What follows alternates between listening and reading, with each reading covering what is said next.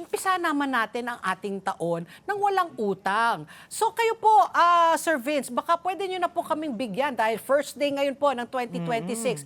Can you give us first some tips how we can be debt-free? Huwag naman po tayo kaagad, umpisa natin kaagad yung taon na umuutang tayo kaagad-agad. So kayo na po magbigay po sa amin ng mga sound financial tips to be debt-free. Oo. So alamin natin kung bakit ba umuutang yung mga Pilipino karaniwan ano. So ang unang rason usually diyan na pinapayagan ko no ay ito Oo. gagamitin nila yung utang para sa isang bagay na kumikita sa business for example no. Kasi kailangan kapag tayo ay tayo ay umuutang, meron tayong source ng income na pambayad diyan. Hindi lang yung principal pati yung interest no. Tapos, yung pangalawang reason kung bakit umuutang yung mga tao ay para naman mag-consume o bumili ng mga bagay na wala pa silang sapat na pera ngayon para bilhin, no?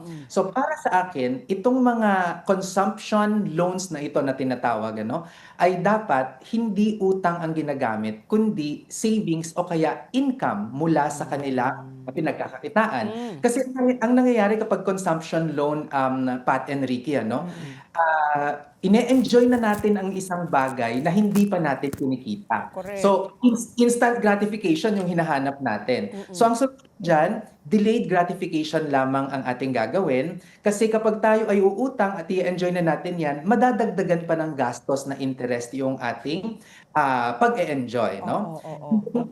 Yung pangatlong rason kung bakit nangungutang ang mga Pilipino ay dahil sila ay nagre-respond sa isang emergency. May nagkasakit, kung ano man, ano? Yes. Pero ang emergency kasi ay hindi yan source ng income eh. So, hindi match kung ang gagawin natin ay uutang tayo para mag-respond sa emergency. So, ano yung dapat na financial product na ginagamit natin dyan? Ang financial product na tama dyan ay insurance o kaya indigenous insurance practice natin ay damayan. Ano? Kasi kapag ang ginamit natin ay utang, kapag tayo ay nagkaroon ng emergency, nagkasakit, na aksidente, may namatay, mas malulubog tayo sa utang at mas mahirap makabawi. So dapat pinaghahandaan natin ito bago pa mangyari, no?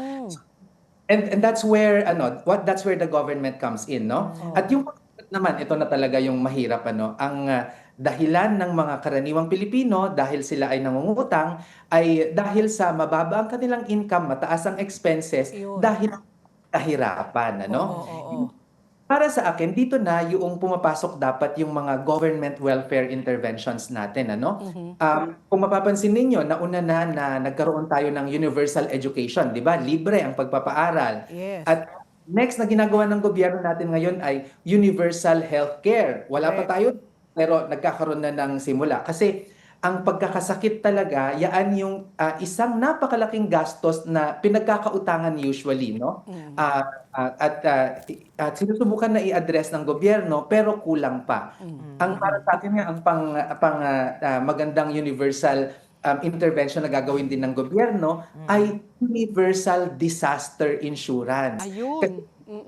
Alam nyo, Pat at saka Ricky, no, sa nakita namin on the ground, pagkakasakit at pagiging biktima ng disaster, ang karaniwang dahilan ng pagkalubog sa utang at kahirapan ng karaniwang Pilipino. Ayun, how nice, oh. Ngayon ko lang na-realize yan, Ang ganda ng sinasabi nyo, Sir Vince, Dapat lago ka ng negosyo, yan ang pwede ka umutang. Pero kung bibili ka ng aspirational product, sabi nga, yung pang-consumption, dapat galing sa savings mo yon.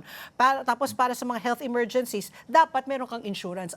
So talagang, now I get it. Very good.